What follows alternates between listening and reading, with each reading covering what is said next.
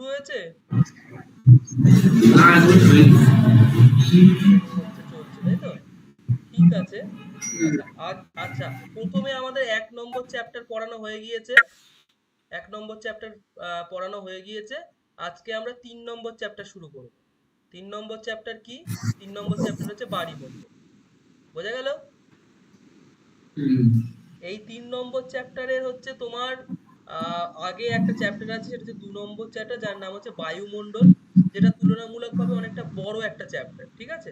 সেই চ্যাপ্টারটাকে আমি বলেছিলাম যে আমরা যখন সামনাসামনি ক্লাস করব, ফেস টু ফেস, তখন শেষ করাবো। কারণ তো সেটাতে আরো বেশি কিছু জিনিস মানে সামনাসামনি তোমাদের দেখানোর আছে, বোঝানোর আছে, সেটা অনলাইনে অতটা আহ সুবিধার না। হ্যাঁ, যেগুলো অনলাইনে হওয়া সম্ভব। আগের বারে তো আমি তোমার 80% ক্লাস আমি অনলাইনেই করিয়েছি অয়নকে। ওতে কোনো সমস্যা নেই।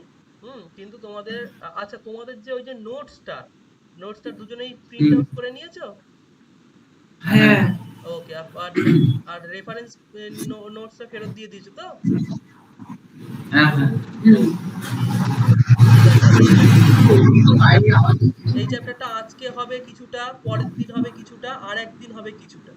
এই 3 দিনের চ্যাপ্টার মিলিয়ে, এই 3 দিনের পড়া মিলিয়ে আমাদের হচ্ছে পুরো চ্যাপ্টারটা শেষ হয়ে যাবে। গিয়ে আমরা চতুর্থ দিন গিয়ে তোমাদেরকে নোটস দেব, এবং তার সাথে সাথে আমরা আর একটা চ্যাপ্টার তারপরে শুরু করব। এই চ্যাপ্টার থেকে একটা বড় প্রশ্ন, একটা 5 নম্বরের বড় প্রশ্ন আমাদেরকে খুব ভালো করে পড়তে হবে, এবং এখান থেকে আমরা মোটামুটি ওই তোমার দুটো কি পাঁচটা, 2 থেকে 4টে প্রশ্ন পড়বো। তার মধ্যেই আমাদের একটা 5 নম্বর কমন পেয়ে যাবো। আগের চ্যাপ্টারে যেমন আমাদের অনেক পড়তে হয়েছে, বেশ খানিক পড়তে হয়েছে, একটা কমন, সেটা সে এতটা পড়তে হবে না। এটাতে 2-4টে পড়লেই কমন পেয়ে যাওয়া যাবে। এছাড়া 3 নম্বর 2 নম্বরের তার সাজেশন হয় না, তবু আমরা শেষে একটা কিছু বলে দেব, সেগুলো পড়তে হবে। আর আমি যে নোটস দিয়ে দিয়েছি, ওই নোটস সুন্দর করে সাজিয়ে গুছিয়ে রেখে দেওয়ার জন্য না, বইগুলো বা এই নোটস গুলো ভালো করে পড়ার জন্য আর খাতায় লেখার জন্য। আমি জানি না তুমি খাতায় লিখেছো কিনা, কতটা লিখেছো। আমি কিন্তু যেদিনকে দেখতে চাইবো, সেদিনকে যদি না পাই, তাহলে কিন্তু আমি কিন্তু গার্জেনের সাথে কথা বলবো। ঠিক আছে? আমি যথেষ্ট সময় দেবো, এমন না যে আজকে বলে আমি কালকে তোমাদের কাছে বলবো যে কই সব লেখা দাও দেখি, তা না। একটা নির্দিষ্ট টাইমই দেবো। একটা একটা একটা 20-21 পেজের লেখা নিশ্চয়ই 1 মাস মতন টাইম দেবো। 1 মাস পরে আমি যেদিনকে চাইবো সেদিনকে আমাকে পিডিএফ করে দেখাতে হবে, অথবা যে টিচারের কাছে পড়াচ্ছে সেই টিচারকে দেখাতে হবে। যদি আমি দেখি যে না, নেই খাতায় লেখা, কি দাদা আমার এতটা হয়েছে, এটা অন্য খাতায় লেখা, ওটা অমুক খাতায় এতটা লিখেছি, এটা তমুক খাতায় লিখেছি, এই সব কিচ্ছু শুনতে হবে না। তোকে শুধু সুন্দর খাতা হবে, ক্লিয়ার খাতা। এবার তুই রাফ খাতার জন্য বেশি খাতায় লিখে কোনো সমস্যা নেই। ক্লিয়ার খাতা একটাই হবে। আচ্ছা হ্যাঁ, দাদা, দাদা বলছি যে বাইরে না ওই গাড়ির আওয়াজ অতিরিক্ত কানে আসছে, হুম, শোনা যাচ্ছে না কিছু। তুমি একটা কাজ করো, দেখো তো ল্যাপটপের আওয়াজটা কতটা দেওয়া আছে, দেখো তো জোরে দেওয়া আছে কিনা। হ্যাঁ, ফুল ফুল ফুল দেওয়া আছে। এবার হ্যাঁ, এবার শোনা যাচ্ছে, এবার সামনেটা নামিয়ে দিয়েছে। ঠিক আছে, ঠিক আছে। এইবার আচ্ছা, তাহলে আমি যেটা বললাম সেটা কিন্তু মাথায় থাকে, যেন লেখা যেন কবে লিখবে, কিভাবে লিখবে, কতটা লিখবে, সেটা তোমাদের বিষয়। আমি কিন্তু খাতা নেব। আমার প্রচন্ড শরীর খারাপ, আমার জ্বর, সর্দি কাশি হয়েছে, তবু আমি যেমন ক্লাস নিচ্ছি, আমি চাইবো আমার স্টুডেন্টরা যেন এই আমি সামনাসামনি না থাকা সত্ত্বেও যেন পড়াশোনায় কোনো ঘাটতি না হয়। তো বাড়িমণ্ডল আজকে আমাদের চ্যাপ্টার। বাড়ি মানে হচ্ছে কি? বাড়ি মানে জল, আর মণ্ডল মানে যে জল দিয়ে তৈরি করা হচ্ছে এমন একটা স্পেয়ার বলতে একটা কি বলবো, একটা জগৎ। হুম, একটা জগৎ। যেমন স্বর্গ হয়, মর্ত হয়, পাতাল হয়, এক একটা জগৎ। স্বর্গ হচ্ছে আকাশে থাকে, খুব সুন্দর, চারিদিকে মেঘ, খুব সুন্দর সুন্দর জিনিসপত্র। মর্ত হচ্ছে এই পৃথিবী।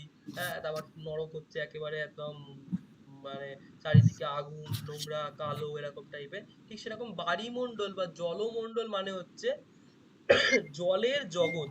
হ্যাঁ, হাইড্রোস্ফিয়ার বলে ইংরেজিতে, জলের জগৎ।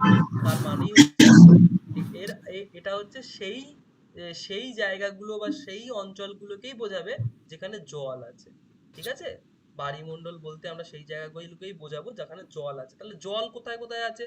জল সাগরে আছে, জল মহাসাগরে আছে, জল ভূপৃষ্ঠে আছে, ভূপৃষ্ঠে পুকুর নদী নালা এগুলো সব ভূপৃষ্ঠে আছে। ভূ অভ্যন্তরে মানে পৃথিবীর তলায়, মাটির তলায় ভৌম জল থাকে। এছাড়া বায়ুমণ্ডলেও আছে জলীয় বাষ্প রূপে। এই বিশাল যে জলরাশি, এই বিশাল জলরাশিকেই বলা হচ্ছে বায়ুমণ্ডল। ব্যাপারটা বোঝা গেল?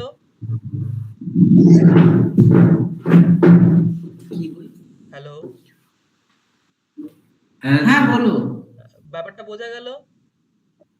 হ্যাঁ আচ্ছা, এইবার হচ্ছে যে পৃথিবীর জানি 70 ভাগ জল বা 3 ভাগ জল আর 1 ভাগ স্থল। এটা তো আমরা প্রত্যেকেই জানি যে 70.8% হ্যাঁ জল আর বাকি 29.2% হচ্ছে স্থল।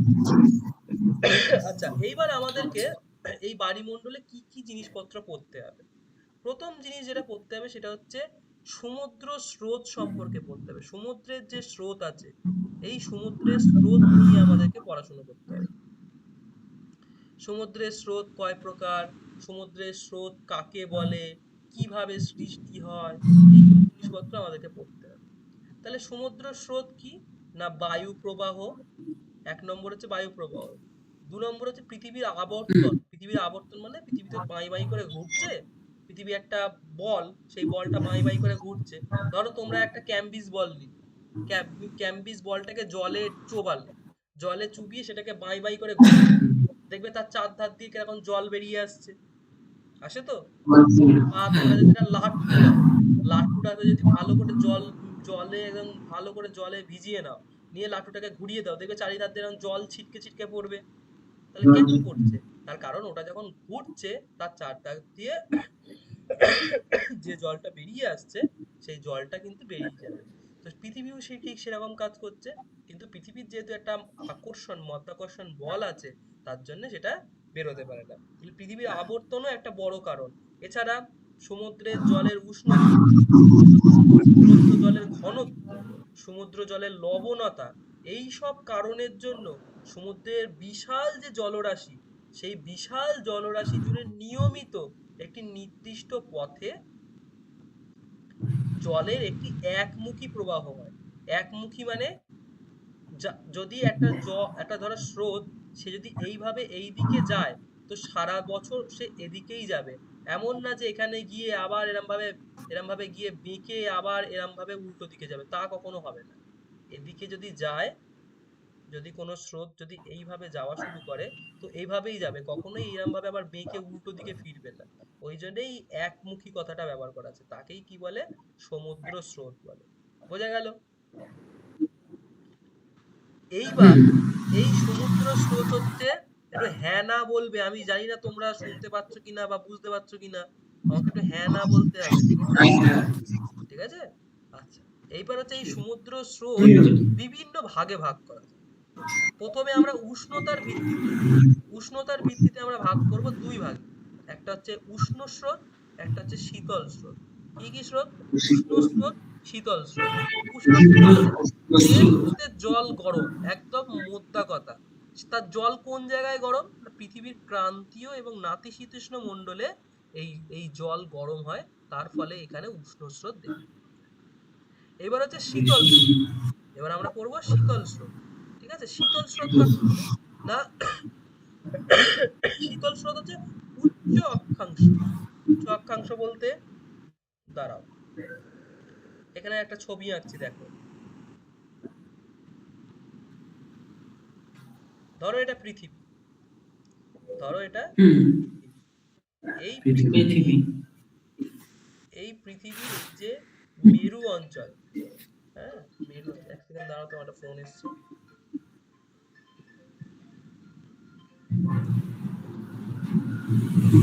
হ্যাঁ আপাসদা বলো, হ্যাঁ বলো।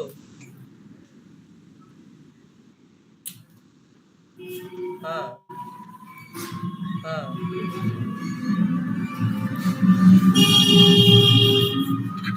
হ্যাঁ, আমার কাছে তো হিটারই নেই, আমার তো হিটারই নেই। ল্যাপটপে ল্যাপটপে আমার ঘরে নেই তো। নেই, একটা ল্যাপটপে চলে গেছিল জানো তো। ওরা দিয়েছে নাকি? ল্যাপটপ কটা একটা দাদা নিয়ে গেছে। নিয়াত্তর ঘরে রেখে দিয়েছে না এই ঘরে আমি জানিও না। ও আচ্ছা হ্যাঁ আচ্ছা, হ্যাঁ, একটা দাদা নিয়ে গেছে। থেকে ও তো বাড়ি রয়েছে, আর সে কে বোধহয় ওখান থেকে কোথায় গেছে তা জানি না। আরে না, সন্ধ্যাটা সন্ধ্যা বেড়ে গেছে। আমি ক্লাস নিচ্ছি, হ্যাঁ আমি তোমার পরে ফোন সেই করছি। 19 পড়া তো। হ্যাঁ হ্যাঁ। আচ্ছা, আমার কথা শোনা যাচ্ছে? হ্যাঁ এই যে এটা হচ্ছে উত্তর মেরু, এটা হচ্ছে দক্ষিণ মেরু, আর এই মাঝখানে হচ্ছে নিরক্ষীয় রেখা। তাহলে বলতে চাইলাম যে এই জায়গাটা, এই যে সবুজ করে দিলাম, আর এই যে এই জায়গাটা যেহেতু উত্তর মেরু এবং দক্ষিণ মেরু, যেখানে অলরেডি বরফ আছে এবং সূর্যের আলো তীর্যক ভাবে পড়ে, মানে বেঁকে পড়ে। হ্যাঁ, সূর্যের আলো আচ্ছা। বেঁকে পড়ে, তার তীর্যক ভাবে হয়। তার জন্য এই জায়গাতে কিন্তু তোমার যে সমুদ্রের স্রোত একটা শীতল প্রকৃতির হবে। কিন্তু যেহেতু এই জায়গাগুলো, এই যে আমি লাল কালি দিয়ে দেখাই, বাকি জায়গাটা পড়ে রয়েছে। হুম, এই যে হ্যাঁ বাকি যে জায়গাটা পড়ে রয়েছে, এই জায়গাটা যেহেতু সূর্যের একদম ডিরেক্ট আলো এখানে পড়ে, তার জন্য এই জায়গাতে উষ্ণ স্রোত দেখতে পাওয়া যায়। বোঝা গেল? তাহলে শীতল স্রোত আর উষ্ণ স্রোত দেখার ব্যাপারে আমরা এক্ষুনি জিনিসটা পড়লাম। এটা উষ্ণতার দিক দিয়ে হয়ে গেল। এবার দেখো বলছে গভীরতার দিক থেকে। উষ্ণতার দিক থেকে আমরা দুভাবে ভাগ করতে পারি, উষ্ণ স্রোত আর শীতল স্রোত। এবার হচ্ছে গভীরতার দিক থেকে আমরা আবার দুভাগে ভাগ করতে পারি, একটা হচ্ছে পৃষ্ঠ স্রোত, একটা হচ্ছে গভীর স্রোত। পৃষ্ঠ স্রোত কাকে বলে? ভবিষ্যৎ। পৃষ্ঠ আচ্ছা স্রোত হচ্ছে সমুদ্রের তলের উপর, সমুদ্রের তলের উপর প্রবাহিত দিয়ে প্রবাহিত তাকে বলে পৃষ্ঠ স্রোত। মানে পৃষ্ঠস্রোত। ধরো এইটা হচ্ছে সমুদ্রের উপর, সমুদ্র হচ্ছে এই যে সমুদ্রের জল যে এরম ভাবে উপরে উঠছে, এইটা হচ্ছে পৃষ্ঠস্রোত, যেটা যেটা একদম আমরা নিজের খালি চোখে দেখতে পাচ্ছি যেগুলো। বোঝা গেল? আচ্ছা আর গভীর স্রোত মানে হচ্ছে এই যে 200 মিটার থেকে 1000 মিটারের নিচে, 200 মিটার থেকে 1000 মিটার নিচে যে স্রোত বয়ে যায়, সেটা হচ্ছে গভীর স্রোত। ভবিষ্যৎ। আচ্ছা বলো তো, তাহলে তোমরা এখানে একটা প্রশ্ন আসতেই পারে, তোমাদের তো প্রশ্ন মাথায় আসে না, তবু আমিই বলে দিচ্ছি প্রশ্ন, যে এই যে 1000 মিটার কেন, এটা তো 2000 মিটারও হতে পারতো, এটা তো 2 লাখ মিটার, অনেক মিটার হতে পারতো। কারণ পৃথিবী তো আর 2000 মিটারের নিচে না, 2000 মিটার, 1000 মিটার মানে 1 কিলোমিটার, 1 কিলোমিটার তো আর গভীরতা না। মারিয়ানা খাত হচ্ছে 12 কিলোমিটার গভীর, 12 কিলোমিটার আছে, হ্যাঁ 1 কিলোমিটার এখানে বলছে। এর নিচে আর হওয়া সম্ভব না, তার কারণ হচ্ছে এর নিচে আর কোনো স্রোত সৃষ্টি হতে পারে না। তুমি ধরো তুমি একটা বড় বালতি নিলে, বালতির উপরে জলটা এরম ভাবে হাত দিয়ে ঘুলিয়ে দিলে, তুমি যতই ওই বালতির মধ্যে একটা, ধরো এটা বালতি, এই বালতিতে তুমি যতই ঘোরাও না কেন এই জায়গাটাতে, এর আশপাশ এতটা হয়তো হবে, কিন্তু একদম নিচে এর কোনো এফেক্ট পড়বে না। এখানে এখানে জল স্থিরই থাকবে। হুম, একটা পুকুরে ধরো তুমি যতই সাঁতার কাটো না কেন, নিচের জল কখনোই তেমন কিছু হবে না। হ্যাঁ, যখন তুমি একটা পুকুরের মাঝখানে গিয়ে সাঁতার কাটো, দেখবে কোনোদিন জল ঘোলায় না, কিন্তু ধারের দিকে সাঁতার কাটলে দেখবে জল ঘুলিয়ে যায়। কেন যায়? তার কারণ ধারের দিকে গভীরতা কম, ওই জন্য জলটা, গভীরতা কম, কিন্তু মাঝখানের দিকে জলটা ঘোলায় না। বোঝা গেল? বেশি। এইবার সমুদ্রের স্রোত সৃষ্টির কারণ, এই প্রশ্নটা কিন্তু খুব ইম্পর্টেন্ট। এবারের পরীক্ষায় এসছে কিনা আমি জানি না, এবারের পরীক্ষায় এসছে, এক সেকেন্ড দাঁড়াও আমি দেখে বলছি। যদি না আসে, তোমাদের বেলা আসার চান্স আছে। 80 মিটার। দাঁড়াও দেখে বলছি।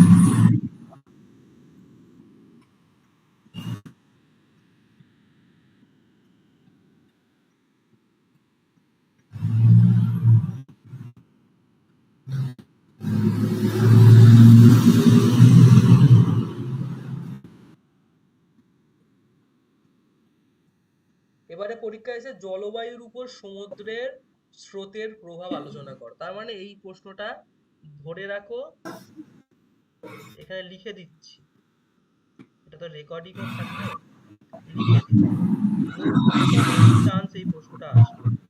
তাহলে এবার বুঝে নাও এই প্রশ্নটা কত ভালো করে মুখস্থ করতে হবে। ঠিক আছে, এইবার দেখো তাহলে কি বলছে, সমুদ্রের স্রোত সৃষ্টির কারণ। প্রথম যেটা আমাদেরকে পড়তে হবে সেটা হচ্ছে স্রোত উৎপত্তির কারণ, আর তারপরে আমরা যেটা পড়বো হচ্ছে সেটা হচ্ছে দিক পরিবর্তনের কারণ। এক কোশ্চেনটা বললেন। উৎপত্তি কেন হচ্ছে, ওই নতুন নতুন স্রোত তৈরি হচ্ছে।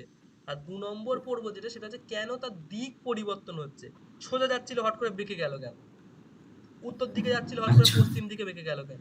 এইগুলো আমাদেরকে পড়তে হবে। ঠিক আছে, সমুদ্রের যে উৎপত্তি, এই যে সমুদ্রের যে স্রোত, তার উৎপত্তির প্রথম কারণ হচ্ছে বায়ু প্রবাহ। কিভাবে বায়ু প্রবাহ, একদম পাতি বাংলা ভাষায় দেখাচ্ছি। ধরো এটা সমুদ্র, এটা একটা সমুদ্র, এই যে হাওয়া আসছে, হাওয়া এইভাবে এসে ধাক্কা খাচ্ছে, হাওয়া এইভাবে এসে ধাক্কা খাচ্ছে। যদি হাওয়াটা ধাক্কা খায় তাহলে এরম ভাবে স্রোত সৃষ্টি হবে কি হবে না? হ্যাঁ, হবে। তুমি যদি একটা বালতি নাও, সেই বা একটা একটা গামলা নাও, সেই গামলাতে ধরো জল আছে, তুমি যদি এখান থেকে ফু দাও, তাহলে তাহলে গামলার জলটা এরম ভাবে নড়ে উঠবে কি উঠবে না? হ্যাঁ। তাহলে তাহলে সেই সেম জিনিসটা সমুদ্রের মাঝখানেও ঘটে, মহাসমুদ্রের মাঝখানেও ঘটে। তাই সেই জিনিসটাই আমরা এখানে পড়বো, দেখি কি বলছে। বায়ু প্রবাহ সমুদ্র সৃষ্টির মূল কারণ। পরীক্ষার প্রশ্ন আসবে যে মূল কারণ কি, পাঁচটা পয়েন্ট, এই 4টে অপশন দিয়ে দেবে যে সমুদ্র সৃষ্টির মূল এই সমুদ্রের স্রোত সৃষ্টির মূল কারণ। সেখানে দিয়ে দেবে বায়ু প্রবাহ, পৃথিবীর কোরিওলিস বল, সমুদ্র জলের উষ্ণতা, ঘনত্ব। তোমরা বলবে, আমরা তো সবই মনে হয় কম বেশি পড়েছি, কোনটা কোনটা কোনটা বলে কিছু একটা দিয়ে আসবে। সেখানে কিন্তু বায়ু প্রবাহ হচ্ছে মেইন কারণ। হুম? সমুদ্রের উপর দিয়ে প্রবাহিত বায়ু, সমুদ্রের উপর দিয়ে প্রবাহিত বায়ু জলকণার সঙ্গে সংঘর্ষে জলকে তাড়িয়ে নিয়ে যায়, জলকে তাড়িয়ে নিয়ে যায়। আর এই সমুদ্র এই স্রোতের সৃষ্টি ঘটায়। তবে তবে কি সমুদ্রের উপর দিয়ে যে বায়ু বয়ে যায় তার মাত্র তার মাত্র 4%, 2 থেকে 4% শক্তি ব্যবহার করা হয় এই সমুদ্রের স্রোত সৃষ্টিতে। তাহলে ভাবো 2 থেকে 4% শক্তিই ব্যবহার করা হয়, যদি অ্যাটলিস্ট 50% শক্তি ব্যবহার হতো তাহলে সুনামি চলে আসতো। হুম, কারণ মহাসমুদ্রে এই বায়ুর গতিবেগ 50 কিলোমিটার প্রতি ঘন্টা থাকে, এবং তার মাত্র 1 থেকে 2 কিলোমিটার প্রতি ঘন্টায় এইরকম শক্তি ব্যবহার করা হয়। ঠিক আছে, এইবার কি, এইবার হচ্ছে আমরা পড়বো যে এই যে সমুদ্রের স্রোত যে সৃষ্টি হয় তার মধ্যে মেনলি যেটা ভূমিকা পালন করে সেটা হচ্ছে নিয়ত বায়ু। নিয়ত বায়ু কাকে বলে?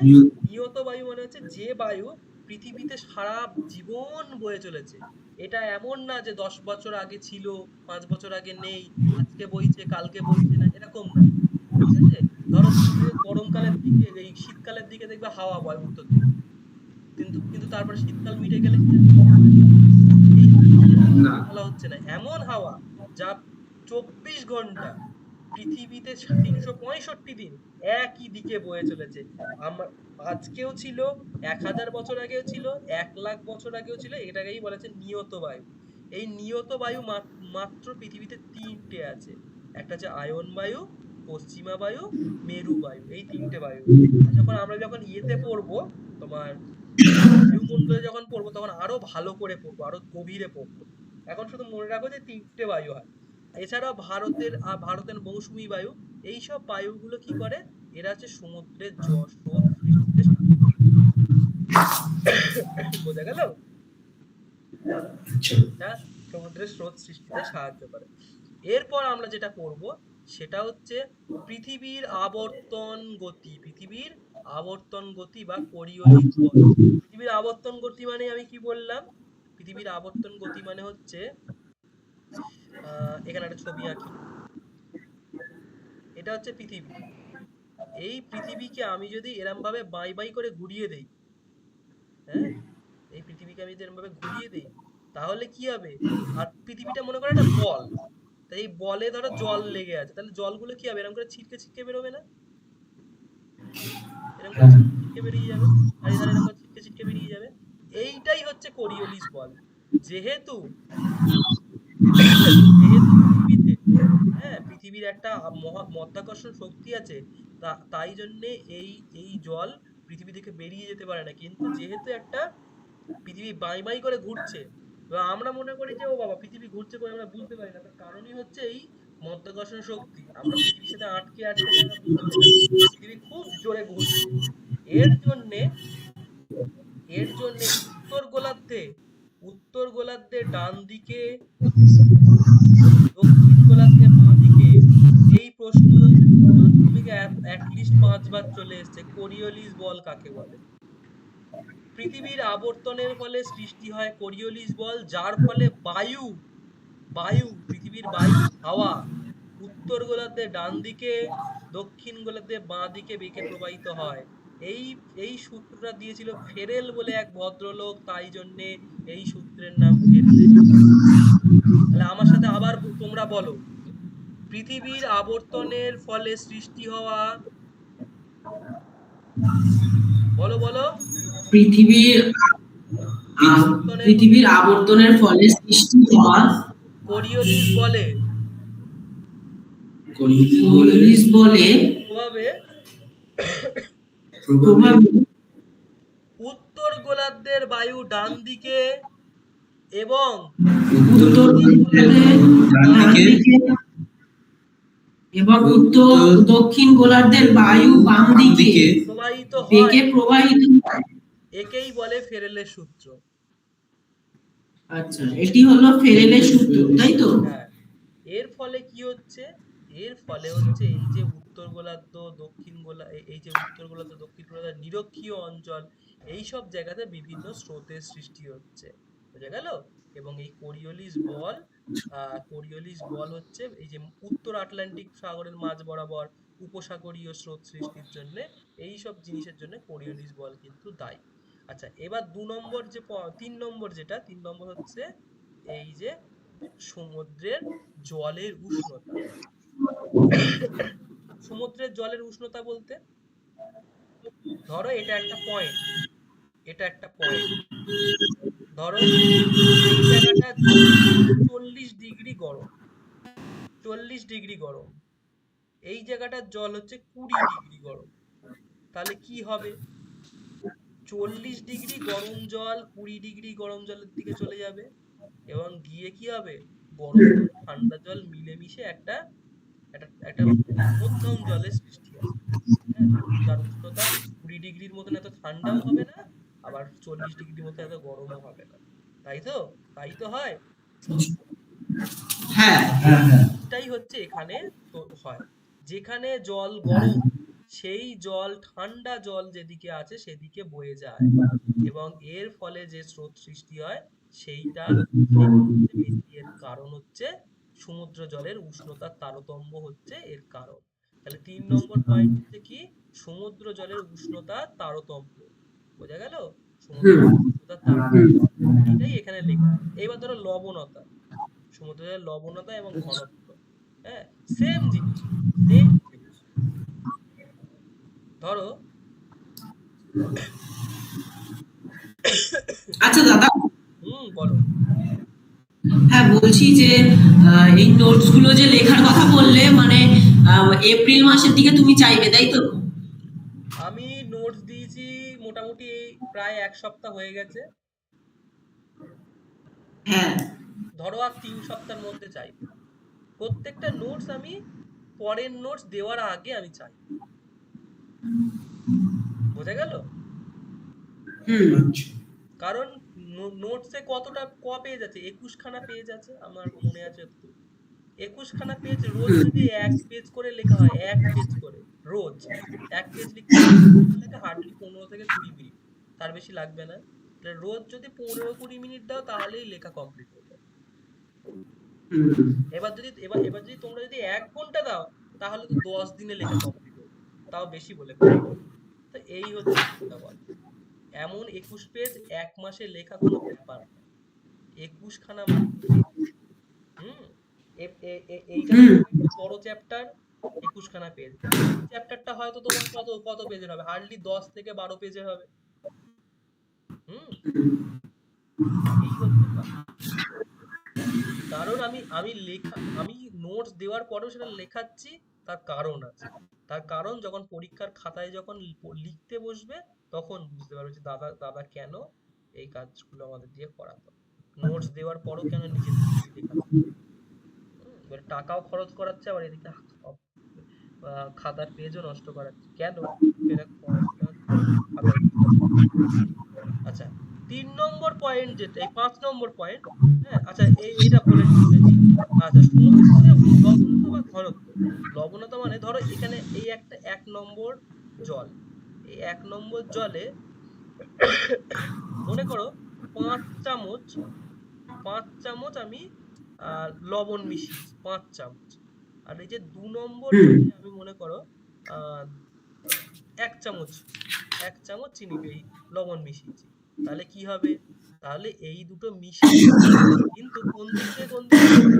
এই যে বেশি লবণওয়ালা জল কম লবণওয়ালা জলের দিকে গিয়ে মিশে যাবে। তাই তো হবে। সেম জিনিসটাই হ্যাঁ, এখানে বলেছে, দেখো কি বলেছে, একই একই বলেছে কিনা। জলে লবণতা বেশি থাকলে ঘনত্বও বাড়ে। ঘনত্ব মানে কি? বাড়ে। ঘনত্ব মানে হচ্ছে কোন মানে জিনিসটা কত ঘন।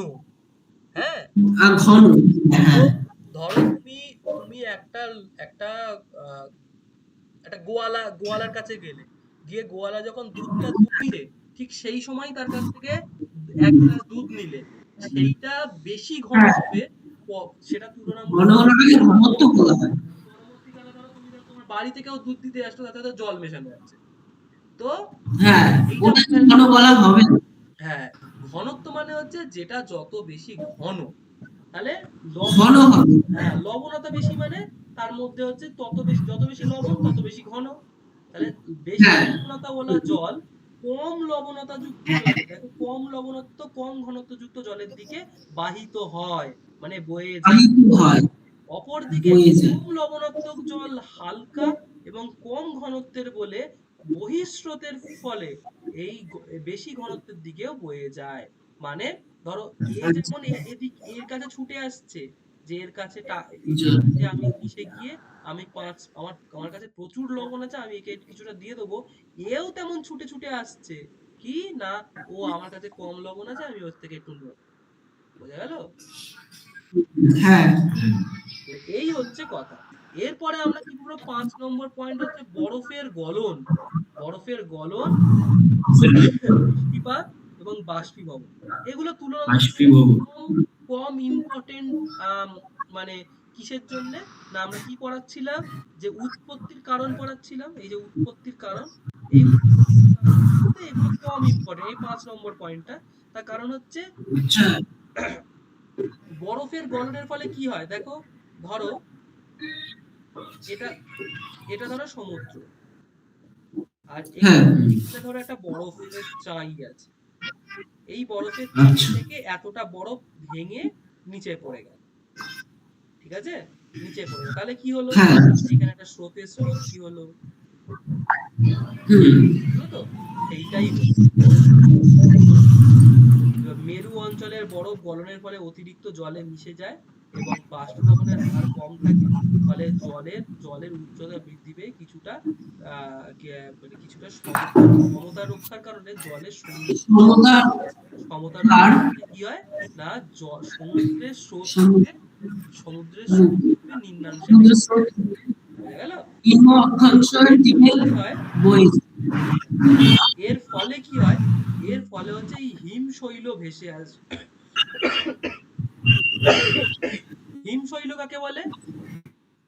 এই সমুদ্রের মধ্যে যখন যখন একটা বড় বরফের চাই, যেটা কিনা নিচে অনেক বড় অনেক গভীর, আর উপরে একটুখানি দেখা যাচ্ছে, টাইটানিক জাহাজে আচ্ছা, এই জিনিসে ধাক্কা খেয়ে ডুবে গেছে।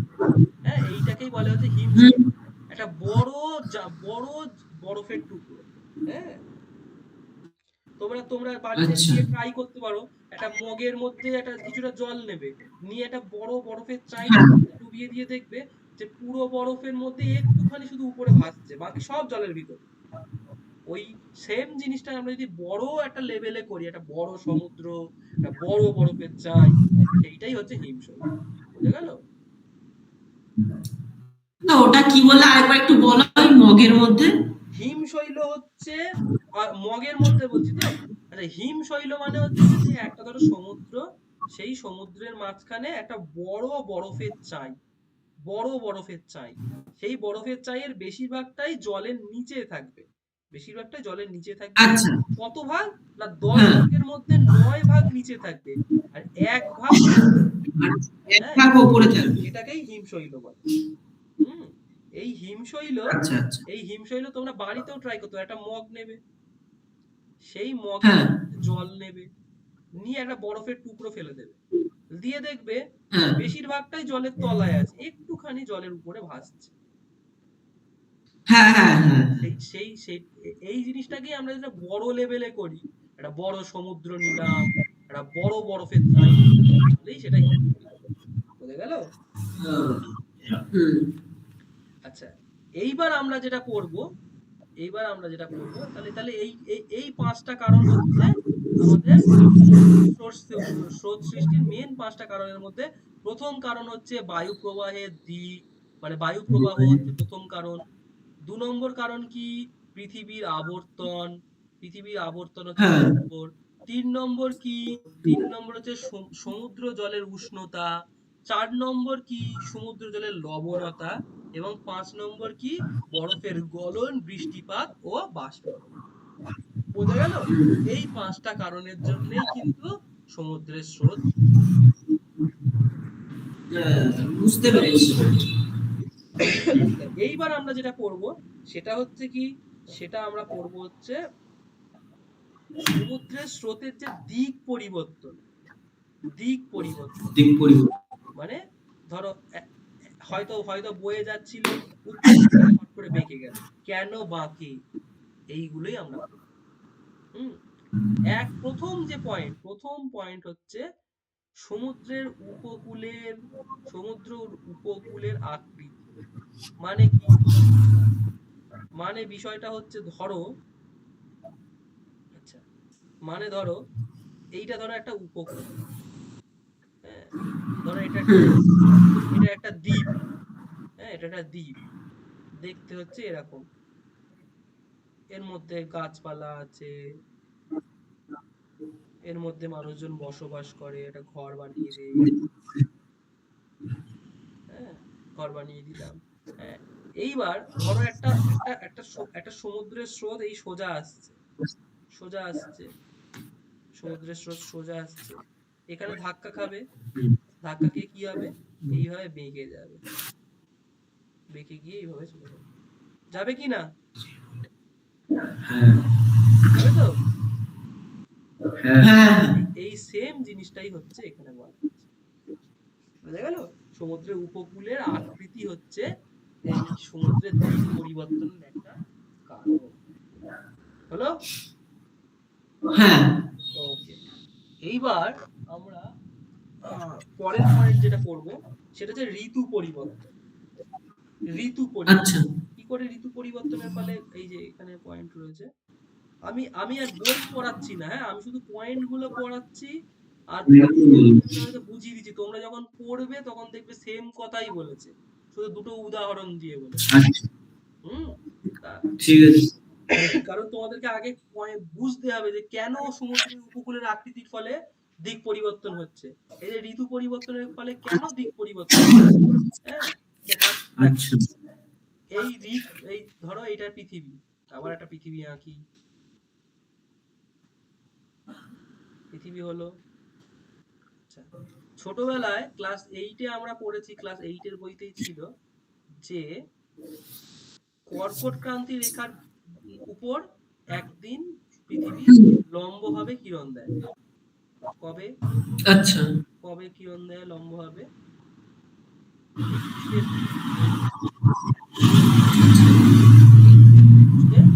জুন। আর মকর ক্রান্তি রেখার উপর, মকর ক্রান্তি রেখার উপর কবে? 22শে ডিসেম্বর। 22শে ডিসেম্বর সূর্য লম্বভাবে কিরণ দেয়। তার মানে আসলে কি হচ্ছে? সূর্য এই মাঝখানেই আছে। সূর্যর মনে করো একটা টর্চ লাইটের মতো। এই টর্চ লাইটটা প্রথমে এখান থেকে এতটা আলো দিল, দেওয়ার পর প্রথমে ধরো এরকম করে আলো দিতে দিতে এইদিকে গেল, আবার এরকম করে করতে করতে করতে করতে ব্যাক করছে টর্চ লাইটের মতো। হ্যাঁ, এরকম করতে করতে back করছে। তাই জন্যেই যখন আমাদের এখানে লম্বভাবে কিরণ দেয়, তখন আমাদের এখানে গরমকাল থাকে। আমরা একদম এই জায়গায় বসবাস করি মনে করো। তাহলে এখানে যখন হচ্ছে, তাহলে এখানে উষ্ণতা বাড়বে, মানে আমাদের এখানে গরমকাল। আবার যখন এখানে এইদিকে লম্বভাবে কিরণ দেবে, তার মানে এখানে সূর্য লম্বভাবে কিরণ দিচ্ছে না, তার ফলে হচ্ছে উষ্ণতা কমবে, তার মানে এখানে শীতকাল। বোঝা গেল? এইভাবেই জিনিসটা চলে। এইবার তাহলে বলে দাদা এটা না হয় বুঝলাম যে গরমকাল শীতকাল কি করে হয়, সেটা আমরা বুঝলাম, কিন্তু এটার ফলে তোমার হচ্ছে দিক পরিবর্তন হচ্ছে কি করে। আমরা একটু আগে এখানে পড়াচ্ছিলাম না, সমুদ্র জলের উষ্ণতা পড়াচ্ছিলাম না 3 নম্বর পয়েন্টে। হ্যাঁ, কি বলছিলাম সমুদ্র জলের উষ্ণতার মধ্যে? না একটা একটা গরম জল, ধরো, আচ্ছা এখানে একটা আর একটু এর কালিটা ঠান্ডা জল। হ্যাঁ, আচ্ছা ধরো এখানে একটা জল আছে, এখানে একটা জল আছে। সূর্য যখন ধরো 21শে জুন, 21শে জুন এখানে এখানে 40 ডিগ্রি সেন্টিগ্রেড তাপমাত্রা, তাহলে এখানে জল গরম, তাহলে কি হবে, এখান থেকে জল এদিকে বয়ে যাবে, কারণ এখানে ধরো 20 ডিগ্রি, তাই হবে তো? আচ্ছা, হ্যাঁ, এবার 22শে ডিসেম্বর কি হচ্ছে, এখানে সূর্য লম্বভাবে কিরণ দিচ্ছে, মানে মানে এই জায়গাটাতে এখানে হয়ে যাচ্ছে 40 ডিগ্রি, এখানে তখন হয়ে যাচ্ছে 40 ডিগ্রি গরম। আচ্ছা, আচ্ছা, আর এখানে হয়ে যাচ্ছে 20 ডিগ্রি গরম। আচ্ছা, তখন কি হচ্ছে, সূর্য উল্টো ভাবে উল্টো দিকে কিরণ দিচ্ছে, মানে সরি তোমার হচ্ছে এই যে তোমার ইয়ে সমুদ্রের স্রোতটা সেটা উল্টো দিকে বয়ে যাচ্ছে। বোঝা গেল? আচ্ছা, তাহলে এই হচ্ছে এটার কারণ। এই সেম কথা এখানেই লেখা আছে, এই যে বুঝতে পেরেছি। 180 ডিগ্রি পরিবর্তন হয়। এইসব এইবার দেখো, খুব ভালো করে দেখবে, আচ্ছা, ব্যাপী সমুদ্র স্রোতের প্রভাব পরীক্ষায় আসবে না। কেন আসবে না দাদা? তার কারণ হচ্ছে এবারে পরীক্ষায় প্রশ্ন এসছে পৃথিবীব্যাপী সমুদ্র জলের প্রভাব, স্রোতের প্রভাব এর উপর জলবায়ুর প্রভাব আলোচনা করো। এটা পরীক্ষায় এবারে আচ্ছা, 2026। তাই বলে কি আমরা পড়বো না? অবশ্যই পড়বো। কেন পড়বো? শর্ট কোশ্চেনের জন্য। ঠিক আছে, শর্ট কোশ্চেনের জন্য পড়বো। ঠিক আছে, আচ্ছা, প্রথম যে জিনিসটা পড়বো সেটা হচ্ছে যে সমুদ্র জল। তাহলে এতদূর পর্যন্ত যেটা বোঝালাম মানে পড়ালাম, বুঝতে পেরেছো? সমস্যা কিছু নেই। এইবার তোমাদের কি পড়াচ্ছি, তোমাদের যে বই আমি অন্য কোনো বই ফলো করছি না, যে কোনো একটা বই ফলো করলেই হবে, এমন না যে অমুক বই পড়ো, কোনো দরকার নেই।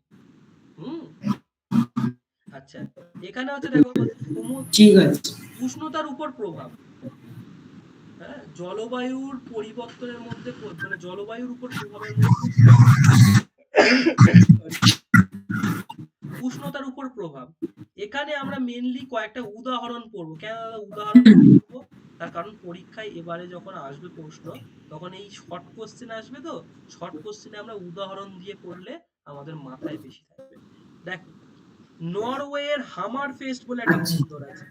নরওয়ে একটা দেশের নাম, সেই দেশে হামার ফেস্ট বলে একটা জায়গা, সেই জায়গাতে কি হয়, শীতকালে খুব বরফ পড়ে, শীতকালে খুব বরফ পড়ে, কিন্তু এখানে একটা গরম স্রোত, ধরো এই যে এটা ধরো নরওয়ে, এই জায়গাটার নাম নরওয়ে। এটা এই নরওয়েটা কোন জায়গাতে অবস্থিত? এই রকম জায়গাতে, একদম মেরু অঞ্চলের কাছে, মেরু অঞ্চলের কাছে এই জায়গাতে অবস্থিত। হ্যাঁ, যেহেতু এখানে অবস্থিত, চারিধার সমুদ্রের একদম চারিধার বরফে বরফ আবৃত হয়ে পড়ে। বরফ দিয়ে একদম ঢাকা পড়ে যায়। হুম। কিন্তু এখানে এই যে হামারফেস্ট বন্দর, এই হামারফেস্ট বন্দর কোনোদিন তোমার হচ্ছে মানে বরফ বরফ মানে এখানে কোনো বরফ আবৃত হয় না। কেন হয় না? তার কারণ হচ্ছে একটা গরম স্রোত এর পাশ দিয়ে বয়ে যায়। এই গরম স্রোত যেহেতু পাশ দিয়ে বয়ে যায়, তাই জন্য এখানে যা বরফ আছে সব গলে যায়। তার ফলে এখানে কি হয়, আচ্ছা। এখানে সারা বছর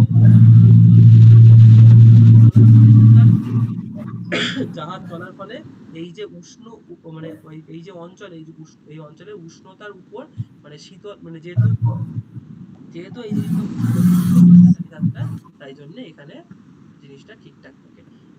আরেকটা উদাহরণ দেখি, শীতল বেঙ্গুয়েলা স্রোত। এই স্রোতগুলোর নাম আমরা পরে পড়বো, কোন স্রোত কোথা দিয়ে যায় আমরা পড়বো, দ্বিতীয় দিন ওকে। আমরা পড়বো। আচ্ছা। হ্যাঁ, আচ্ছা, শুধু মনে রাখো যে আচ্ছা। শীতল বেঙ্গুয়েলা স্রোত, এর প্রভাবে কি হয়, এর প্রভাবে দক্ষিণ আফ্রিকা, নামিবিয়া, হ্যাঁ দক্ষিণ আফ্রিকা কিন্তু আমাদের এবারে ওয়ার্ল্ড কাপ খেলছে।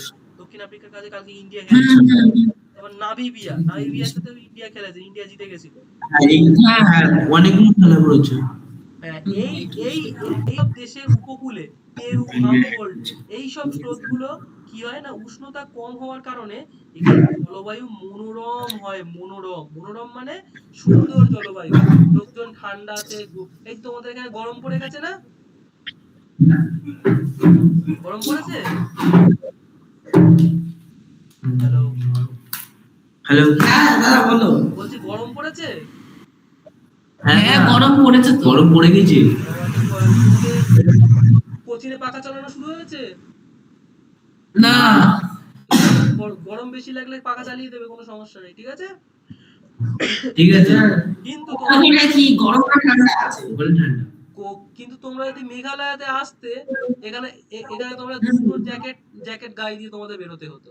ইনফ্যাক্ট আমি তোমাদের দেখাচ্ছি, এক সেকেন্ড দাঁড়াও। আমার স্ক্রিনটা অন করি।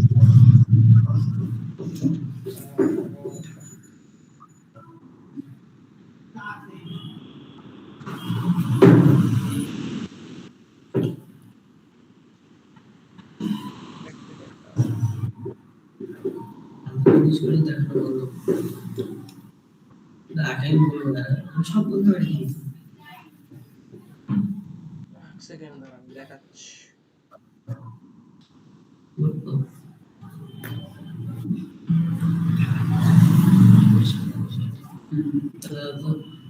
ফোন ফলে দিচ্ছে না তুই আর।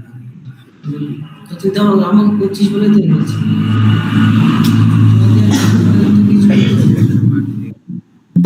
দাঁড়াই বলবো।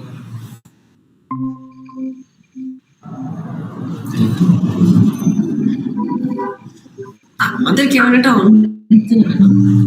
দেখো আমাকে দেখতে পাচ্ছ? হ্যাঁ। আমি সোয়েটার পরে আছি। সোয়েটার পরে আছি, দেখতে পাচ্ছ? হ্যাঁ। তো এই দেখো হচ্ছে গরম, এই মানে গরমই বলা যায়, আর কি বলবো, এইরকম পরিমাণ গরম কিন্তু আমাদের এখানে। এবার ভেবে নাও কত গরম। তো এই হচ্ছে কথা। ইনফ্যাক্ট আমি দুটো কম্বল দিয়ে এখনো শুই। এই যে তোমাদের ক্লাস নিচ্ছি, কম্বলের তলায় পা রেখে, আর এখানে হিটার জ্বালিয়ে রেখে দিয়েছি, নাহলে খুবই ঠান্ডা। তাহলে এই হচ্ছে বিষয়। তাহলে কই আর দেখাবে না? হিটার হিটার তোমাদেরকে পরের দিন দেখাবো। কারণ হিটারের অবস্থা খুব খারাপ। হিটারটা হচ্ছে ভীষণ স্ত্রী। একটু ধারে পড়ে আছে, মানে হিটার মানে একটু জায়গাটা গরম করছে। হ্যাঁ, কি বললি? আচ্ছা, মানে মনোরম পরিবেশ মানে হচ্ছে যে না গরম না হুম, এইবার এই দেখবে, তোমরা দেখবে শরৎকাল মানে যখন যখন দুর্গাপুজো হয়, দেখবে কি সুন্দর একটা ওয়েদার থাকে না, না গরম না ঠান্ডা, হালকা হালকা হয়তো ঘাম হচ্ছে, এরকম একটা পরিবেশ সবাই চায়, যে যেখানে না খুব গরম হবে, দাদা মিউট করে রেখেছে। এরকমও কেউ চাইবে না, আবার ঠান্ডা একবারে যে এটা বোঝা কনকনে যাচ্ছে তাপে না। এরকমও কেউ চায় না। শোনা যাচ্ছে। মাঝামাঝি একটা জিনিস চায়। হুম, আচ্ছা, এইবার দেখো 2 নম্বর যে পয়েন্ট, সেটা হচ্ছে এই আমরা কি পড়াচ্ছি বলতো, এই যে সমুদ্র স্রোতের প্রভাব কিসের উপর, জলবায়ুর উপর, সবসময় মাথায় রাখবে। তাহলে জলবায়ুর সরি জলবায়ুর বৃষ্টিপাত এবং তুষারপাতের উপরও এর একটা প্রভাব আছে। কি করে প্রভাব পড়ে দাদা? যখন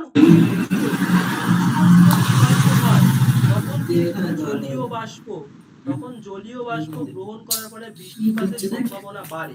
ল্যাপটপ ধরে উল্টো পাল্টা জিনিস করছিস, ঠিক আছে? লোকের জিনিস খারাপ হয়ে গেলে। এইভাবে হচ্ছে শীতল স্রোত আবার যখন উষ্ণতা যখন অনেক কমে যায় তখন তুষারপাত হয়। ঠিক আছে? শীতল স্রোতের কারণে তুষারপাত হয় এবং উষ্ণ কারণে কি হয়? এটা মানে দাদা মিউট করে রেখে, তাই না? কি হয়েছে? এই মিউট করে গেছে দাদা আমার। দেখেছিস দাদা কোনো একটা কাজ করছে, দাদা মিউট আছে। ওহো, তোমরা আমাকে বলবে তো মিউট আছে, দে আমি পড়িয়ে যাচ্ছি।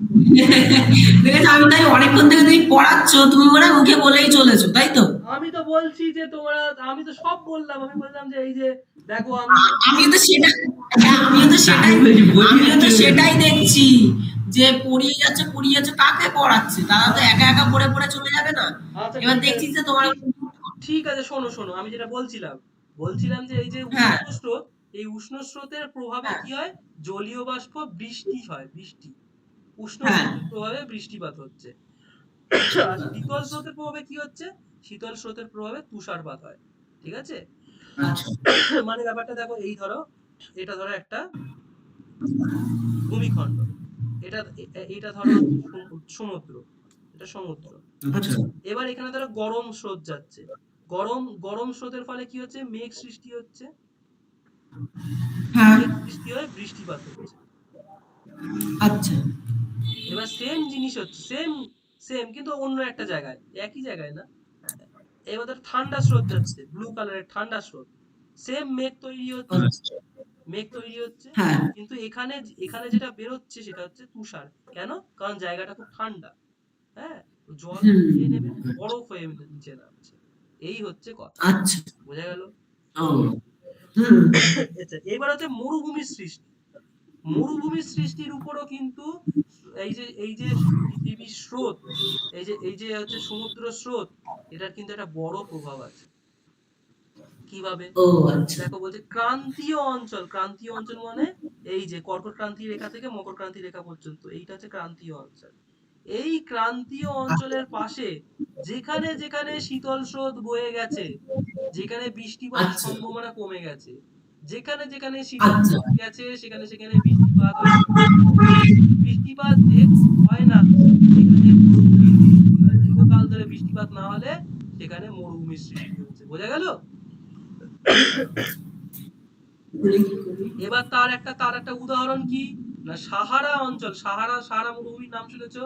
সেই সাহারা মরুভূমির পশ্চিম দিকে কি হয়েছে না, তোমার হচ্ছে ক্যানেরি স্রোত বলে একটা ঠান্ডা ক্যানেরি স্রোত বয়ে গেছে, যার ফলে এই মরুভূমির সৃষ্টি।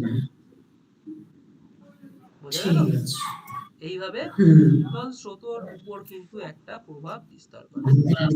এবার আমরা যেটা করব সেটা হচ্ছে তোমার এক সেকেন্ড, ঝড়। সবসময় মাথায় রাখবে, যখন একটা শীতল স্রোত, ধরো এটা ঠান্ডা স্রোত, আমি ঠ লিখে দিই।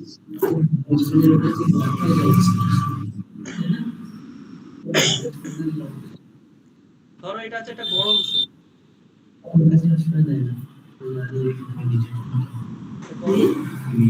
এই দুটো যখন একসাথে মিশবে তখন সেই জায়গাতে কি সৃষ্টি হবে? সেই জায়গাতে একটা ধোঁয়া সৃষ্টি হবে এবং সেটাই কুয়াশা সৃষ্টি করবে। সেটাই কি সৃষ্টি করবে? আচ্ছা কুয়াশা। সেটাই কুয়াশা সৃষ্টি করবে, সেটাই ধোঁয়াশা সৃষ্টি করবে, সেটাই ঝঞ্ঝার সৃষ্টি করবে। এবার বলে দাদা, আচ্ছা এবার এই জিনিসটাই আমরা কি করে জানতে পারবো সত্যি হয় কিনা? তোমরা শীতকালে তোমরা অনেকেই গরম জলে স্নান করো, স্নান করো তো? হ্যাঁ স্নান করো, দেখবে ধরো এটা একটা ঠান্ডা বালতি, ঠান্ডা, এই বালতিটা দেখা যাচ্ছে, হ্যাঁ হ্যাঁ হ্যাঁ, বালতি।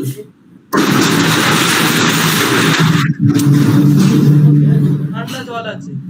এবার তোমাদের মায়েরা গরম জল করে দিল, দিয়ে যেই জলটাকে এই ঠান্ডা জলের উপর ফেলো, দেখবে একটা ধোঁয়ার মতো জিনিস উপরে উঠে আসে। পরের বার খেয়াল করে দেখবে এরকম হয় কিনা। বুঝতে পেরেছি। সেটাই যখন বড় লেভেলে হয়, যখন এত জল একসাথে এসে মিশছে, তখন এইরকম কুয়াশা, ঝড়, ঝঞ্ঝা এগুলো সৃষ্টি হয়। বোঝা গেল? হ্যাঁ। তারপরে আমরা আর এইটুকু বাকি আছে, এইটুকু পড়লেই আমাদের মোটামুটি হয়ে যাবে। হ্যাঁ, হয়ে যাবে। হ্যাঁ, মোটামুটি মানে আজকের দিনের জন্য হয়ে যাবে। আমরা আবার পরের দিন মানে নেক্সট দিন আবার পড়াবো বাকিটা। এরকম ভাবে 3 দিন পড়াবো। এই চ্যাপ্টারটা 3 দিন চলবে। বুঝা গেল? আচ্ছা। এইবার দেখো জলবায়ুর পরিবর্তনের উপর প্রভাব। জলবায়ু আগেরটা কি করেছিলাম? জলবায়ুর উপর প্রভাব। জলবায়ুর উপর প্রভাব আর জলবায়ু পরিবর্তনের উপর প্রভাব দুটো আলাদা। আচ্ছা। জলবায়ু উপর প্রভাব কিভাবে পড়ছে?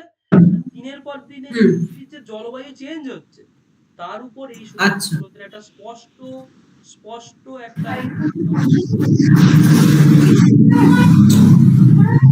অঞ্চলে এল নিনো লা নিনার আবির্ভাব ঘটছে। এল নিনো লা নিনা কি? এল নিনো লা নিনা আমি যখন বায়ুমণ্ডল পড়াবো খুব ভালো করে বুঝবে। শুধু মনে রাখো যে এল নিনোর ফলে কি হয়? এল নিনোর ফলে সারা জায়গায় খরার সৃষ্টি হয়, আর লা নিনার ফলে চারদিকে বন্যা সৃষ্টি হয়। কিভাবে হয়, কেন হয়, সেটা আমরা পরে পড়াবো। তার মানে কি বলছে? এল নিনো লা নিনার প্রভাব দেখা যায়। তার মানে এই যে জলবায়ুর পরিবর্তন, তাহলে সমুদ্র স্রোতের ফলে খরা হয় অথবা খুব বন্যা হয়। বোঝা গেল? আচ্ছা। এছাড়া হচ্ছে মগ্নচড়া সৃষ্টি এবং বাণিজ্যিক গুরুত্ব। মগ্নচড়া কি? মগ্নচড়া হচ্ছে যখন একটা জায়গাতে উষ্ণ স্রোত এবং শীতল এসে, একটু আগে এখানে মেশাচ্ছিলাম, একটু আগে এখানে মেশালাম, হ্যাঁ, এই উষ্ণ স্রোত আর শীতল স্রোত যেখানে মেশে, সেখানে হিমশৈল থেকে আসা বিভিন্ন পলি বালি এখানে এসে অগভীর করে তোলে, ফলে মগ্নচড়া আসলে কি না, সেই জায়গাটাতে মানে মানে সেই জায়গাটাতে গভীরতা একটু কম থাকে তুলনামূলকভাবে অন্য জায়গার থেকে। ধরো ধরো এটা হচ্ছে সমুদ্র, এদিক থেকে ঠান্ডা স্রোত আসলো, এদিক থেকে গরম স্রোত আসলো, এর ফলে এই এর দুটো মিশে এই স্রোতের সাথে তো বিভিন্ন পলি বালিও আসে, পলি বালি কাঁকড়, সেগুলো এসে আস্তে আস্তে এখানে জমা হয়। জমা হতে হতে হতে হতে এই জায়গাটা একটু তুলনামূলকভাবে অন্য জায়গা থেকে একটু অগভীর হয়ে যায়। এই অগভীর হওয়ার ফলে এখানে কি হয়? এখানে মগ্নচড়ার সৃষ্টি হয়। মগ্নচড়া কি দাদা? মগ্নচড়া যেখানে অগভীর, যেখানে জায়গাটা অগভীর, যে জায়গা যেখানে গভীর হবে, সেখানে মাছ খুব দেখা যাবে। এখানে মাছ দেখা যাবে। কেন মাছ আসবে? কারণ মাছ এখানে ডিম পারবে। মাছ এখানে ডিম পারবে। মাছ এখানে ডিম পারবে, বাচ্চা দেবে। তার ফলে এই জায়গাতে নিশ্চয়ই আমরা চাইলে বড় বড় জাহাজ, ট্রলার এগুলো নিয়ে গিয়ে এই মাছগুলোকে ধরে ফেলতে পারবো। হ্যাঁ, এই মাছগুলো ধরে যাতে একটা বাণিজ্যিক গুরুত্বের সৃষ্টি হয়। বাণিজ্যিক গুরুত্ব মানে সেখানে পৃথিবীর অন্যতম শ্রেষ্ঠ বাণিজ্যিক মৎস্য আহরণ কেন্দ্র সৃষ্টি হবে। আচ্ছা। বোঝা গেল? এবং একেই বলে হচ্ছে এইরকম কয়েকটা হচ্ছে গ্র্যান্ড ব্যাংক, ডগার্স ব্যাংক, এই জায়গাগুলো হচ্ছে কয়েকটা মগ্নচড়ার নাম।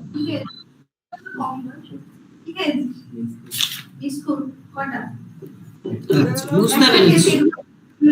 এদিক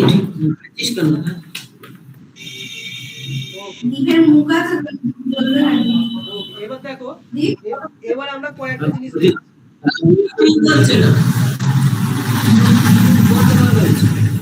দাদা তাও বলছে না। আচ্ছা, কয়েকটা একটা জিনিস আমি হচ্ছে এখানে এই যে বক্সে বক্সে আছে সেগুলো তোমাদের একটু বুঝিয়ে দিই। সমুদ্র স্রোতের কত দু নম্বরের জন্য খুব ইম্পর্টেন্ট সমুদ্র স্রোতের গুরুত্ব। কি গুরুত্ব? প্রথম গুরুত্ব হচ্ছে যে এটা যে পৃষ্ঠ প্রবাহ এবং অন্তঃপ্রবাহ উভয় উভয় দ্বারা বাহিত হয় এবং এবং বায়ু প্রবাহ সমুদ্র স্রোতের মূল একটি যা এবং আচ্ছা এগুলো আমরা সব আগে পড়েছি, তাও একবার করে পড়িয়ে দিচ্ছি।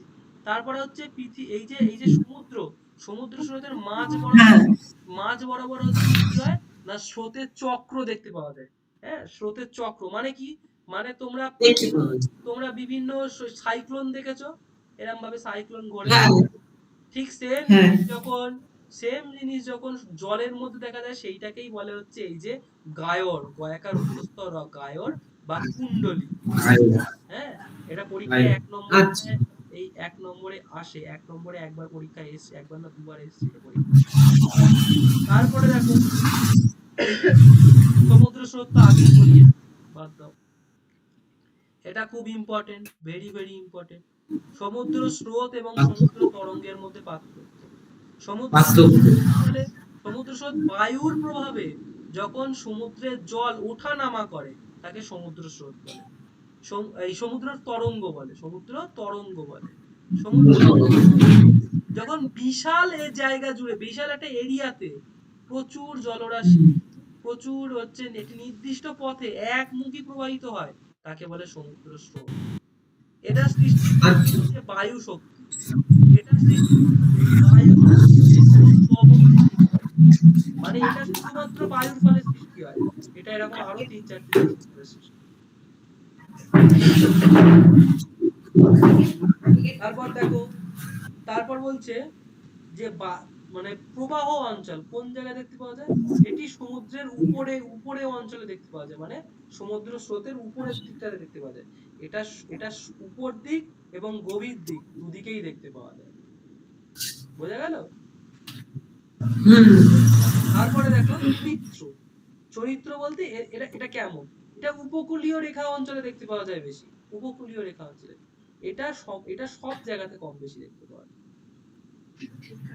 এর প্রভাব এর প্রভাব কি? এর প্রভাব হচ্ছে ভূমিরূপের পরিবর্তন করে।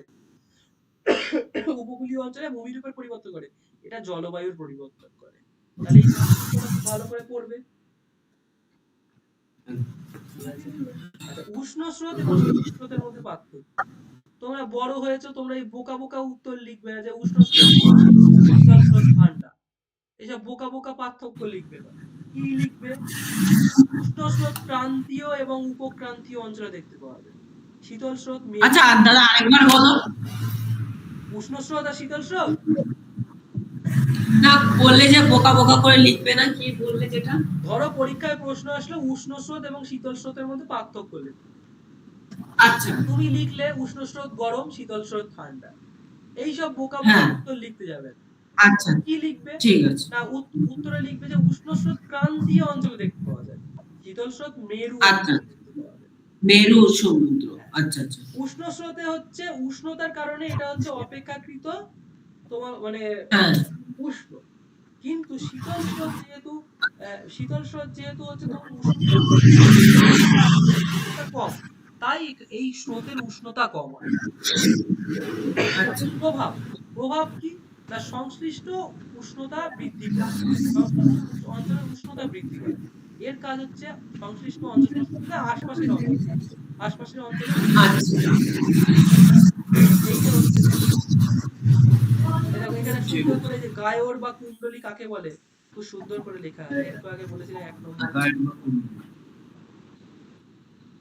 এটা হচ্ছে এক নম্বরের জন্য ইম্পর্টেন্ট। শৈবাল সাগর, শৈবাল সাগর হচ্ছে এক দুই নম্বরের জন্য খুব ইম্পর্টেন্ট। শৈবাল সাগর, ঠিক আছে? শৈবাল সাগর এক নম্বরের জন্য খুব খুব খুব ইম্পর্টেন্ট। আচ্ছা, শৈবাল সাগরে আমরা কি পড়বো? শৈবাল সাগর কাকে বলে? শৈবাল সাগর হচ্ছে এই যে উত্তর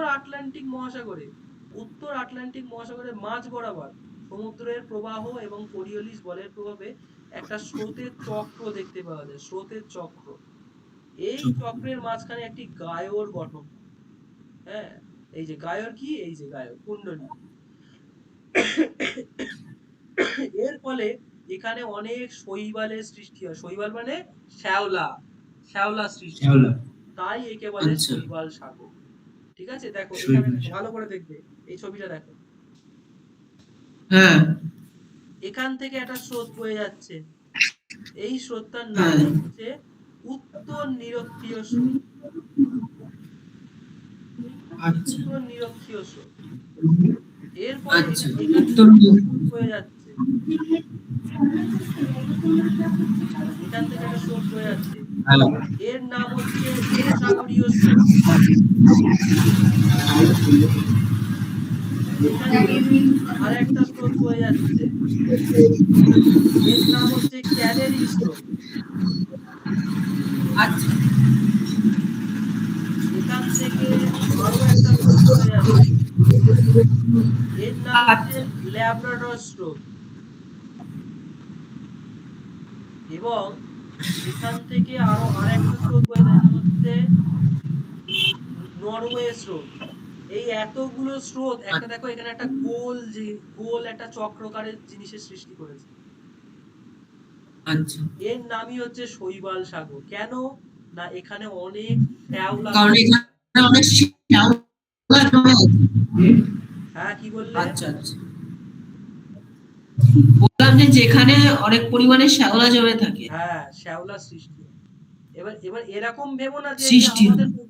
পুকুরে যেমন শ্যাওলা ওরকম শ্যাওলা না, মেনলি জু না প্ল্যাঙ্কটন না না না এবং ফাইটো প্ল্যাঙ্কটন দেখতে পাওয়া যায়। জু প্ল্যাঙ্কটন এবং ফাইটো প্ল্যাঙ্কটন। আচ্ছা হ্যাঁ ওকে, এইবার দেখো হিমপ্রাচীর তোমাদেরকে পড়িয়েছি। হিমপ্রাচীর একটু আগেই পড়ালাম, ওই যে হ্যাঁ 9 ভাগ জল আর এই 9 ভাগ মাটি এই জলের তলায় থাকে আর 1 ভাগ উপরে উঠে থাকে। হিমপ্রাচীর পড়িয়েছিলাম। উপরে থাকে হ্যাঁ এটা হয়ে গেল। এইবার দেখো এই প্রশ্নটা একটু দেখো, এইখানে একটা আছে যে মগ্নচড়া। মগ্নচড়া মানে যেখানে হচ্ছে ওই যে ভালো, খুব ভালো পরিমাণে হচ্ছে মাছ ধরার জায়গা, সেইখানে মানে এই আচ্ছা মাছ মানে মৎস্য আহরণ কেন্দ্র গড়ে ওঠে। এটা পরীক্ষায় আসে 2 নম্বরে। 2 নম্বরে তুমি একটু লিখবে। হ্যাঁ, এখানে এটা দেখো প্রথম কারণ হচ্ছে এর গভীরতা মাত্র 200 মিটার হয়। এবার 200 মিটার মানে গভীরতা হলে কি হয়, সূর্যের আলো, সূর্যের আলো ভিতরে প্রবেশ করতে পারে। সূর্যের আলো আচ্ছা প্রবেশ করতে পারে। তার ফলে কি হয়, তার ফলে এই জায়গাটাতে সূর্যের আলো প্রবেশ করার ফলে মাছেদের, মাছেদের হচ্ছে ডিম পাড়া, বাচ্চা উৎপাদন এইসবে খুব সাহায্য। হুম। আচ্ছা তিন হ্যাঁ নম্বর পয়েন্ট কি, উষ্ণ স্রোত এবং শীতল স্রোত যেহেতু এখানে মিলেমিশে একাকার হয়, তার জন্য এই যে প্ল্যাঙ্কটন, যে একটু আগে বলছিলাম ফাইটোপ্ল্যাঙ্কটন এবং জু প্ল্যাঙ্কটন, এই প্ল্যাঙ্কটন এখানে খুব। হ্যাঁ আর আচ্ছা 3 নম্বর পয়েন্ট হচ্ছে কি না, হিমশৈল গলে গিয়ে এই প্ল্যাঙ্কটন গুলোর খাবার যোগায়। জু প্ল্যাঙ্কটন তৈরি করে। হ্যাঁ, ওরাও তো একটা প্রাণী, ছোট ছোট ছোট একেবারে মাইক্রো মাইক্রো মানে প্রাণী, যে একদম অণুজীবী প্রাণী। হ্যাঁ, কিন্তু ওদেরও খাবারের দরকার, সেই খাবার এই হিমশৈল থেকে আসে। এছাড়া এই জায়গাতে মাছের খাবার যেহেতু খুব ভালো, তাই জন্য ঝাঁকে ঝাঁকে মাছ এখানে আসে। ঝাঁকে ঝাঁকে মাছ এসে আচ্ছা এখানে ভিড় করে। বুঝে গেল? আচ্ছা তাহলে তোমাদেরকে এই যে পড়িয়ে দিলাম একেবারে 4 পেজ একেবারে রং করে করে ভরিয়ে দিয়েছি। এই নোটসটা হ্যাঁ পরে গ্রুপে দিয়ে দিচ্ছি। ঠিক আছে, ঠিক আছে গ্রুপে দিয়ে দিচ্ছি। আর এই যে ক্লাস, এই ক্লাসটাও আমি রাতের মধ্যে মানে আপলোড করে তোমাদেরকে লিংক দিয়ে দেবো, যে তোমরা এটা আর একবার যাতে বাড়িতে দেখে নিতে পারো। মোটামুটি প্রায় 1 ঘন্টার উপরে ক্লাস হয়েছে। 1 ঘন্টা এই ক্লাসটা 2-3 বার দেখে নিলে একটু ইন্টারনেট নষ্ট হবে, কিন্তু তোমরা যদি দেখে নাও তোমাদের খুব ভালোভাবে মুখস্থ হয়ে যাবে। বোঝা গেল? হ্যাঁ আচ্ছা বলছি একটা কোয়েশ্চেন জিজ্ঞাসা করবো বলো বলো বলো বলো। হ্যাঁ বলছি কি যে স্কুল থেকে না একটা প্রজেক্ট দিয়েছে আচ্ছা। হ্যাঁ মানে এখানে মানে বলছে যে রামকৃষ্ণ পরমহংস দেবের সম্বন্ধ ভাবনা লেখো আর স্বামী বিবেকানন্দর ভাবনায় সম্যবাদ লেখো। ওটা কিভাবে লিখবো? রাম কি বলেছে স্বামী বিবেকানন্দ? আচ্ছা তুমি আমাকে প্রশ্নটা একটু ইয়েতে পাঠিয়ে দাও, আচ্ছা কি বলে, ঠিক আছে। আমাকে হোয়াটসঅ্যাপে পাঠিয়ে দাও। আচ্ছা দিচ্ছি। ঠিক আছে, ওই কোয়েল দিকে বলো আমাকে হোয়াটসঅ্যাপে পাঠিয়ে দিতে, আমি তোমাকে পাঠিয়ে দেবো ওখানে গ্রুপে। হুম, আচ্ছা আচ্ছা ঠিক আছে। ঠিক আছে, চলো আজকের মতো এইটুকুই। চলো, হ্যাঁ। আচ্ছা ঠিক আছে। হ্যাঁ। দা